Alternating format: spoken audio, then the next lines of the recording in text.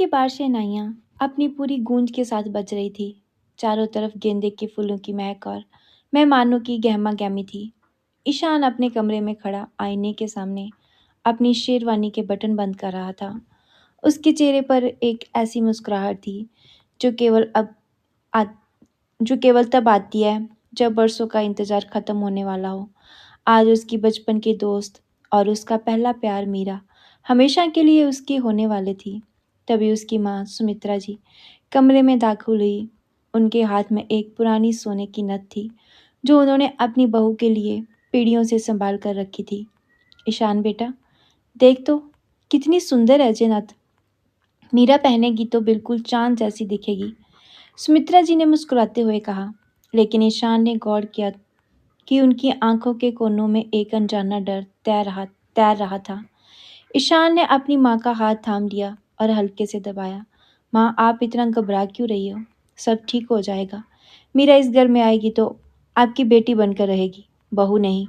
सुमित्रा जी ने बस एक फीकी मुस्कुराहट दी और बाहर चली गई।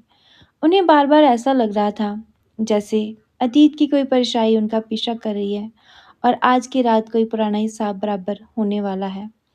उधर दुल्हन का कमरा बिल्कुल खामोश था। मीरा अपने लाल जोड़े में सजी बैठी थी। पार्लर वाली लड़की जा चुकी थी और मीरा कमरे में अकेली थी। उसने अपनी आंखों में काजल नहीं बल्कि एक गहरा गम भर रहा हुआ था। उसके कांपते हाथों में एक पुराना पीले पड़ चुके कागज का टुकड़ा था। वह एक खत था। उस खत में लिखी हर शब्द ने मीरा के दिल में नफरत की एक ऐसी आग जला दी थी जिसने उसकी शादी की सारी खुशियां भस्म कर दी थी। उसने मन ही मन सोचा, कैसे कैसे कोई इतना बड़ा झूठ बोल सकता है और मैं उसी परिवार का हिस्सा बनने जा रही हूँ जिसने मेरे अपनों को तबाह कर दिया। तभी उसकी सहेली नेहा अंदर आई और चिल्लाई, मीरा जल्दी चलो, मुहूर्त निकला जा रहा है। ईशान मंडप पर इंतजार कर रहा है। मीरा ने तुरंत अपने आंसू पहुंचे और वह खत अपने ब्लाउज के अंदर छिपा लिया। चलो नेहा, मैं तैयार हूँ, मीरा ने बारी आवाज में कहा। लेकिन उसकी आवाज में वो खनक नहीं थी। मंडप पर पंडित जी मंत्र पढ़ रहे थे। ईशान वहां बैठ चुका था और अपनी दुल्हन के आने का इंतजार कर रहा था। पंडित जी ने कहा, कन्या को बुलाइए। सुमित्रा जी का दिल जोर से धड़कने लगा। उन्होंने नेहा को इशारा किया। नेहा ऊपर गई, लेकिन जब 5 मिनट तक कोई नीचे नहीं आया तो सन्नाटा पसरने लगा। फिर अचानक ऊपर से नेहा की चीख सुनाई दी।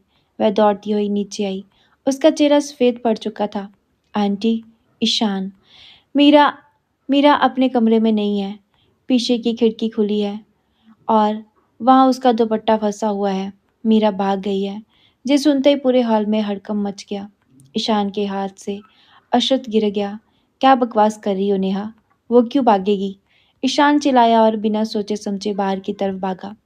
ईशान अपनी गाड़ी लेकर शहर की सड़कों पर पागलों की तरह उसे ढूंढने लगा।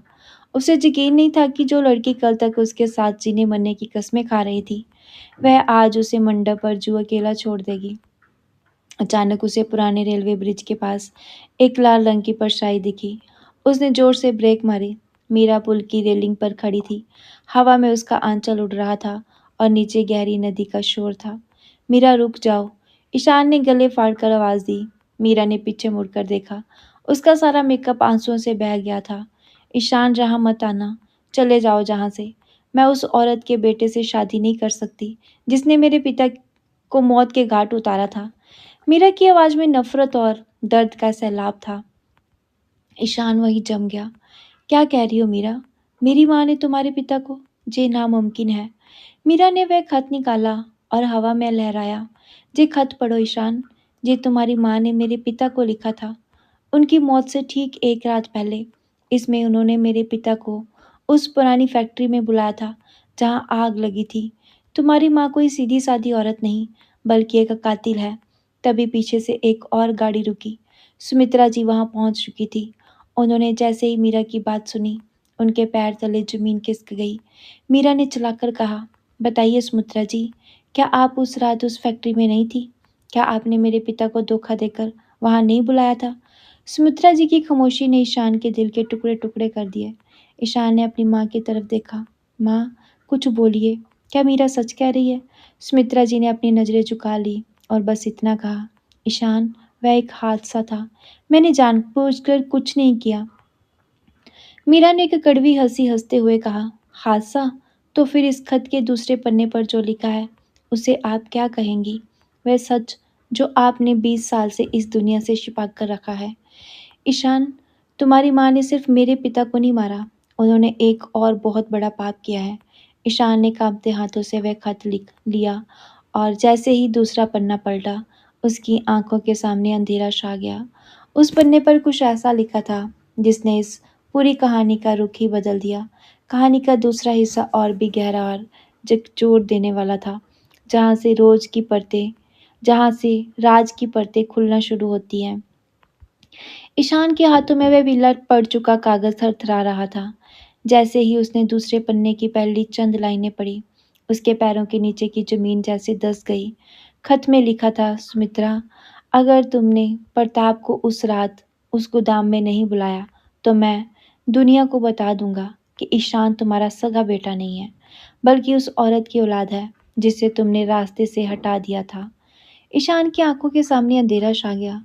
उसने मुड़कर अपनी माँ की तरफ देखा, जो अब सड़क पर घुटनों के पल बैठी फूट फूट रो रही थी। माँ जी, सब क्या है? मैं आपकी औलाद नहीं हूँ। ईशान की आवाज़ में एक ऐसा दर्द था जिसे सुनकर पत्थर भी पिघल जाएं। सुमित्रा जी ने कांपते हुए अपना चेहरा ढक लिया और सिसकते हुए बोली, ईशान, मेरी बात सुन। वो हालात ऐसे थे कि मुझे ये सब करना पड़ा। मैं तुझे खोना नहीं चाहती थी। मीरा, जो अब तक रेलिंग के किनारे खड़ी थी, जोर से हंसी। देखा ईशान, जिस औरत को तुम देवी मानते थे, उसने सिर्फ मेरे पिता की जान नहीं ली, बल्कि तुम्हारी असली माँ की पहचान भी मिटा दी। सुमित्रा जी, बताइए इसे, कौन थी इसकी असली माँ? और क्या हुआ था उस रात उस गोदाम में? मीरा का लाल जोड़ा अब हवा में और भी तेजी से लहरा रहा था, जैसे वो भी इस सच को बोझ से कांप रहा हो। सुमित्रा जी ने अपनी धुंधली आंखों से ईशान की तरफ देखा और जमीन पर हाथ पटकते हुए कहा, हाँ, तू मेरा सगा बेटा नहीं है ईशान। तू प्रताप और उस औरत का बेटा है जिससे वो प्यार करते थे। मेरी शादी प्रताप से जबरदस्ती हुई थी, लेकिन उनका दिल कहीं और था। जब मुझे पता चला उनका एक बेटा भी है, तो मैं जल भुन गई। मैंने प्रताप को उस गोदाम में सिर्फ बात करने के लिए बुलाया था। मैं चाहती थी कि वो उस औरत और तुझे छोड़ दें। लेकिन सुमित्रा जी की आवाज़ गले में ही फंस गई। लेकिन क्या? ईशान चलाया। लेकिन वहाँ पहले से ही आग लगी हुई थी। सुमित्रा जी ने चीख कर कहा, मैंने आग नहीं लगाई थी ईशान। जब मैं वहाँ पहुंची, गोदाम धू धू कर जल रहा था। प्रताप अंदर फंसे हुए थे। उन्होंने खिड़की से तुझे मेरे हवाले किया और बस इतना कहा, इसे बचा लो।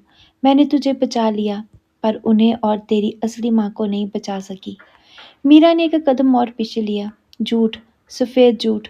अगर आपने आग नहीं लगाई, तो फिर मेरे पिता के खिलाफ वो झूठी फाइलें किसने बनवाई? किसने उन्हें गद्दार साबित किया, ताकि उनकी मौत के बाद भी उन्हें इंसाफ न मिले? सुमित्रा जी खामोश हो गई। उनकी खामोशी ने जैसे मीरा के शक पर मोहर लगा दी। ईशान, तुम्हारी माँ ने मेरे पिता को सिर्फ मारा ही नहीं, उनकी इज्जत भी मिट्टी में मिला दी। और तुम चाहते हो कि मैं इस घर की बहू बनूं? तभी अचानक एक भारी आवाज पीछे से आई, सुमित्रा को दोष देना बंद करो मीरा। सबने पीछे मुड़कर देखा। वहां ईशान के बड़े ताऊ जी विक्रम सिंह खड़े थे। उनके हाथ में एक पुरानी डायरी थी।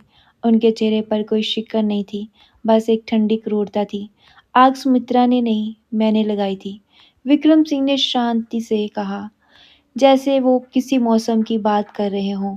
ईशान और मीरा दोनों सन्न रह गए। विक्रम सिंह आगे बढ़े और बोले, प्रताप, मेरी फैक्ट्री के गैर कानूनी कामों को पुलिस तक पहुंचाने वाले थे। सुमित्रा को तो मैंने बस मोहरा बनाया था, ताकि शक उस पर जाए।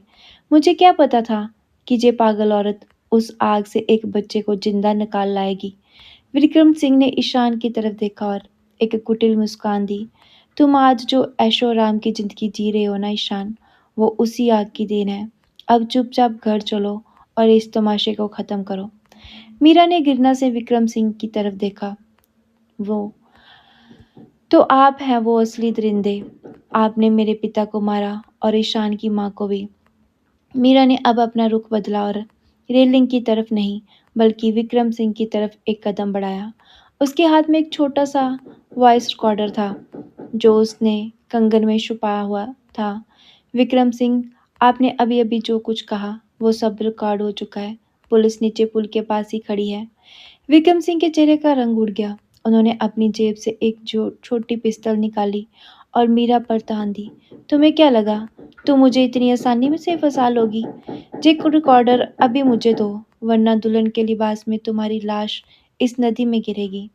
हवा में ठिठुरन बढ़ गई। विक्रम सिंह की पिस्तौल की नली सीधे मीरा की पेशानी पर थी। उनकी आंखों में वही खून सवार था जो 20 साल पहले उस गोदाम की आग में दिखा था। सुमित्रा जी जमीन पर बैठी पत्थर की मूर्त बन चुकी थी, मानो उनके सारे पाप और पुण्य आज एक ही चौराहे पर आकर टकरा गए हों। रिकॉर्डर फेंक दो मीरा, वरना आज ये लाल जोड़ा सचमुच तुम्हारे खून से लाल हो जाएगा। विक्रम सिंह की आवाज में एक अजीब सी खौफनाक शांति थी। ईशान ने अपनी माँ की बाँह छोड़ी और धीरे धीरे अपने ताऊजी की तरफ बढ़ा। उसके दिमाग में हजारों सवाल कौन रहे थे।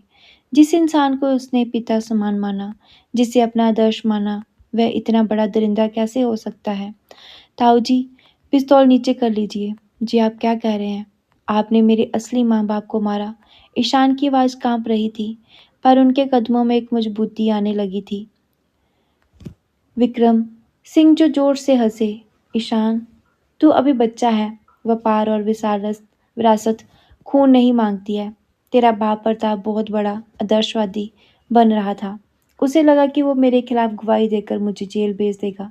मैंने तो बस अपना साम्राज्य बचाया था। और सुमित्रा बेचारी, बेचारी सुमित्रा, उसने तो बस तुझसे अपनी ममता का सौदा किया। मीरा ने रिकॉर्डर को अपनी मुट्ठी में और भी कस लिया। उसकी आंखों में मौत का डर नहीं, बल्कि इंसाफ की चमक थी। विक्रम सिंह, आप जितना बोलोगे, आपकी सजा उतनी ही लंबी होगी। पुलिस बाज पहुंचती ही होगी।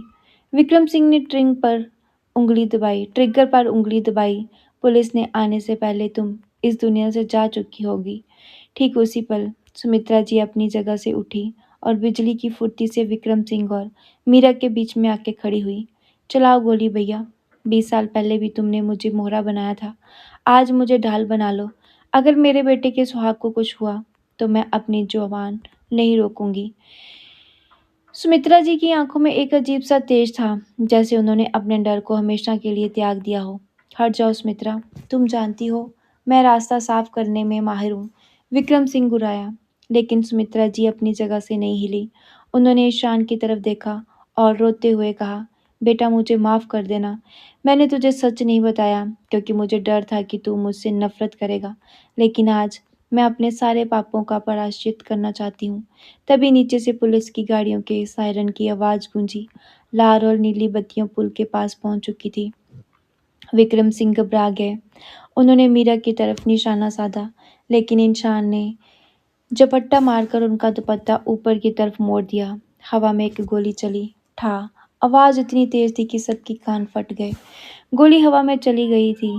पुलिस वाले दौड़ते हुए पुल पर आ गए। इंस्पेक्टर ने चिल्लाकर कहा, पिस्तौल फेंक दो विक्रम सिंह, आप चारों तरफ से गिर चुके हैं। विक्रम सिंह ने देखा कि अब भागने का कोई रास्ता नहीं। उन्होंने पिस्तौल नीचे फेंक दी और अपने हाथ ऊपर कर लिए। पुलिस ने उन्हें तुरंत हिरासत में ले लिया, लेकिन कहानी जहां खत्म नहीं हुई। इंस्पेक्टर ने मीरा के पास जाकर कहा, मैडम, आपका रिकॉर्डर। मीरा ने कांपते हाथों से वह रिकॉर्डर इंस्पेक्टर को सौंप दिया। पुलिस विक्रम सिंह और सुमित्रा जी को ले जाने लगी। तभी ईशान ने चलाकर कहा, रुको, मेरी माँ। सुमित्रा जी को कहाँ ले जा रहे हो? इंस्पेक्टर ने गंभीर स्वर में कहा, मिस्टर ईशान, सुमित्रा जी ने सिर्फ सच नहीं छुपाया, बल्कि उन्होंने एक मुजरिम का साथ दिया और सबूतों को मिटाने में मदद की। उन्हें भी पूछताछ और कानूनी कार्रवाई का सामना करना होगा। ईशान अपनी माँ की तरफ भागा। माँ, मैं आपको कुछ नहीं होने दूंगा। सुमित्रा जी ने ईशान के गालों को छुआ। उनकी आंखों से आंसू गिर रहे थे। नहीं ईशान, मुझे जाने दे। 20 साल से मैं इस बोझ के नीचे जी रही थी। आज पहली बार मुझे हल्का महसूस हो रहा है। मीरा को संभालना बेटा, उसके साथ बहुत अन्याय हुआ है। जब पुलिस की गाड़ियां चली गई तो पुल पर सिर्फ ईशान और मीरा बचे। मीरा रेलिंग के पास बेजुबान सी बैठी थी। उसका लाल जोड़ा धूल और आंसुओं से भर चुका था। ईशान उसके पास गया और अपना हाथ आगे बढ़ाया, लेकिन मीरा ने उसे नहीं पकड़ा। ईशान, सब कुछ खत्म हो गया। हमारी शादी, हमारा प्यार, सब कुछ उस आग की राख में मिल गया। मीरा ने शून्य में देखना शुरू किया। ईशान ने बैठते हुए उसे अपने कबीर करीब खींचा। नहीं मीरा, सच अभी भी बाकी है। तुमने कहा था ना कि तुम अनाथ हो। तुमने खत का वो हिस्सा पढ़ा जहाँ लिखा था कि तुम प्रताप जी की असली बेटी नहीं हो। मीरा ने सिर हिलाया। ईशान ने उसकी आंखों में आंखें डालकर कहा, तो फिर तुम्हारी असली पहचान क्या है?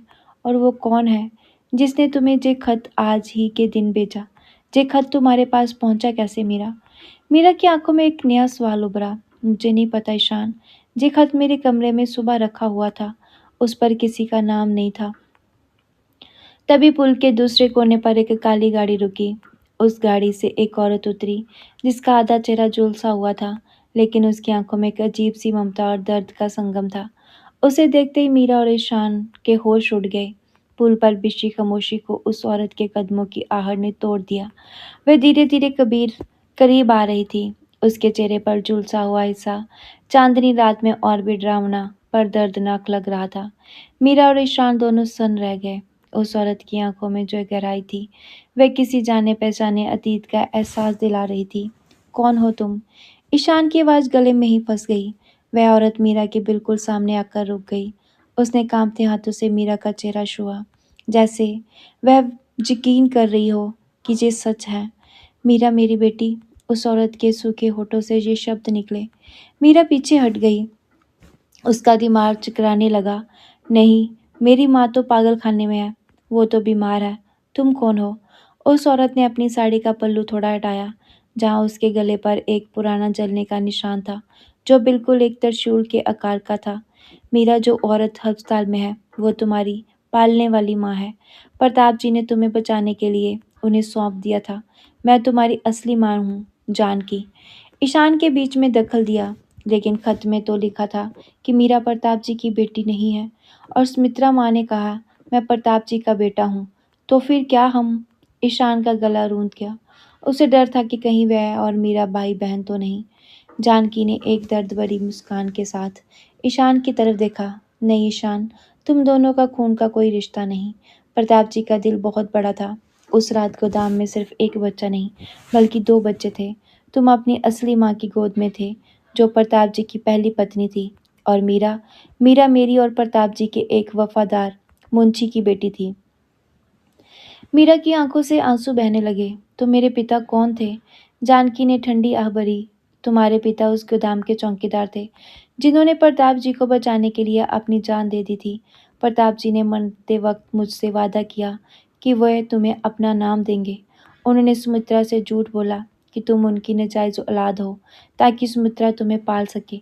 पर सुमित्रा की नफरत ने तुम्हें इस घर से दूर कर दिया, और प्रताप जी को तुम्हें अपनी उस रिश्तेदार को सौंपना पड़ा जिसे तुम अपनी माँ मानती हो। ईशान को जैसे जमीन मिल गई। मतलब हम सके भाई बहन नहीं है। जानकी ने सिर हिलाया। लेकिन आज ये सब बताने का क्या फायदा जानकी माँ? मीरा ने चीख कर कहा। मेरा बचपन छीन लिया गया, मेरी पहचान मिटा दी गई, और आज मेरी शादी के दिन ही मुझे ये सब पता चला। जे खत आपने भेजा था? हाँ, जानकी ने कबूल किया। मैं 20 साल से जिंदा लाश बनकर जी रही थी। विक्रम सिंह ने मुझे मरा हुआ समझकर छोड़ दिया था। मैं इंतजार कर रही थी कब विक्रम सिंह का गुनाह सबके सामने आए। मैं नहीं चाहती थी कि मेरी बेटी उस कातिल के साए में अपनी जिंदगी बताए। मैंने ही वो खत तुम्हारे कमरे में रखा था, ताकि तुम इस शादी से भाग जाओ। ईशान ने जानकी के पैर छुए। माँ, आपने हमें बचा लिया। अगर आज ये सच सामने नहीं आता तो हम उम्र भर एक अपराधी के एहसान तले दबे रहते। लेकिन मीरा अब भी शांत थी। वह धीरे धीरे पुल की रेलिंग की तरफ बढ़ी और नीचे बहती नदी को देखने लगी। सब कुछ सच है, सब कुछ साफ। परेशान अब क्या? मीरा ने मुड़कर देखा। तुम्हारी माँ जेल जा रही है। मेरे पिता का कातिल सलाखों के पीछे है। क्या तुम्हें लगता है कि इस खून खराबे और राज्यों के मलबे पर हम अपनी खुशियों का महल खड़ा कर सकते हैं? लोग कहेंगे कि दूल्हा दुल्हन के हाथ अपनों के खून के साथ रंगे हैं। ईशान ने मीरा का हाथ पकड़ा। मीरा, दुनिया क्या कहती है उससे हमें मतलब नहीं। हमने कोई गुनाह नहीं किया। हमने तो सिर्फ सच का साथ दिया। तभी दूर से सुमित्रा जी की आवाज़ आई, जो पुलिस की जीप से चला रही थी। ईशान, मीरा, मुझे माफ़ कर देना। मैंने जो किया सिर्फ तुझे पाने के लिए किया था। मीरा ने सुमित्रा जी की तरफ देखा और फिर ईशान की तरफ। ईशान, तुम्हारी माँ ने तुम्हें पाला, चाहे वो गुनहगार हो, पर उनका प्यार सच्चा था। क्या तुम उन्हें माफ़ नहीं कर पाओगे? ईशान खामोश हो गया। एक तरफ वह औरत थी जिसने उसे जन्म दिया और मर गई, और दूसरी तरफ वह जिसने उसे सीने से लगाकर बड़ा किया।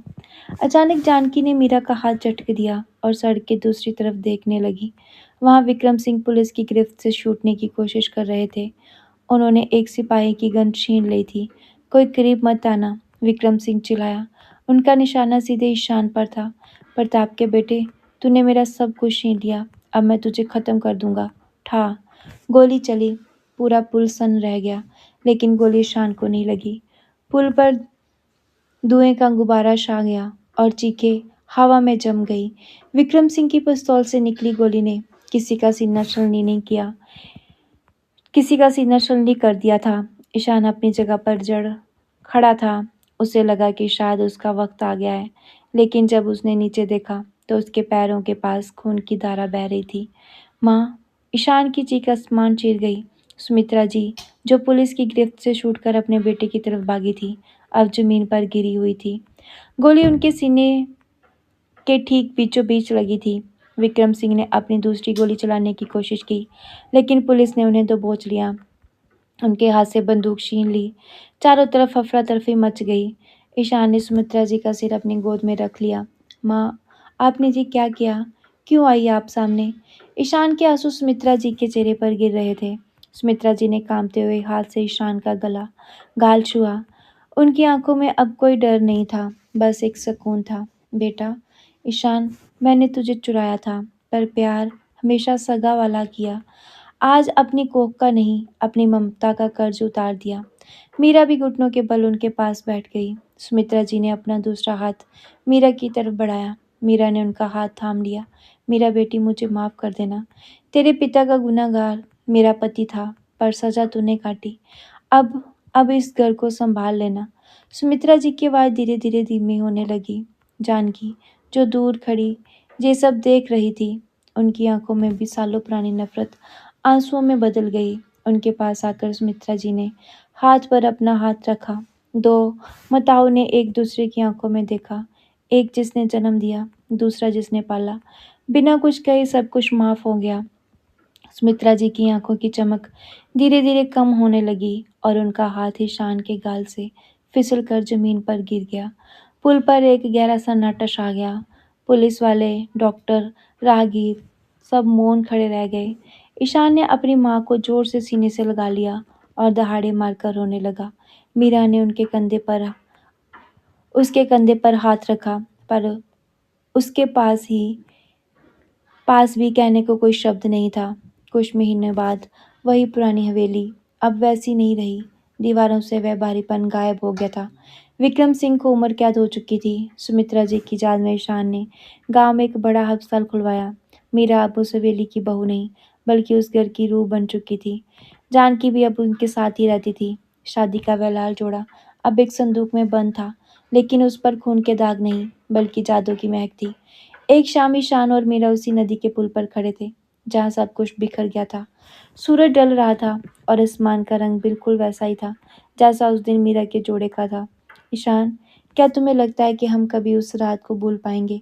मीरा ने ठंडी हवा को महसूस करते हुए पूछा। ईशान ने मीरा का हाथ थाम लिया और दूर क्षितिज की ओर देखने लगा और कहा, भूलना मुमकिन नहीं होता मीरा, और भूलना चाहिए भी नहीं। उस रात ने हमसे बहुत कुछ छीना, पर हमें सच से मिलाया। मेरी माँ ने मरने वक्त मुझे एक नया जीवन दिया, और मैं उसे उदासी में नहीं बताना चाहता। मीरा ने अपना सिर ईशान के कंधों पर रख दिया। आज मुझे समझ आ गया कर्म का चक्कर कैसे घूमता है। सुमित्रा माँ ने जो गलती की, उसका प्रायश्चित उन्होंने अपनी जान देकर किया, और हम एक दूसरे का साथ मिला। तभी जानकी पीछे से आई। उनके हाथ में 2 दिए थे। चलो बच्चों, आज सुमित्रा जी की बरसी है। ये दिए नदी में प्रवाहित करते हैं। तीनों ने मिलकर दिए जलाए और उन्हें पानी की लहरों में छोड़ दिया। बहते हुए धीरे अंधेरे की चीरते हुए आगे बढ़ गए। ईशान ने मीरा की तरफ देखा और उसके माथे पर एक छोटा सा सिंदूर का तिलक लगाया। ये सिंदूर शादी का नहीं बल्कि एक नए अटूट वादे का था। चलो मीरा घर चलते हैं। अब कोई राज नहीं बचा, अब सिर्फ जिंदगी बाकी है। जैसे जैसे वे पुल से दूर जा रहे थे, लहरों में तैरते दिए बता रहे थे कि चाहे राह कितनी भी काली क्यों ना हो, सच और बलिदान की लो कभी नहीं बुझती। और इस कहानी से हमें सीख मिलती है, अतीत के गाँव चाहे कितने ही गहरे क्यों ना हो, सच का सामना करना ही इंसान को असली आज़ादी दिलाता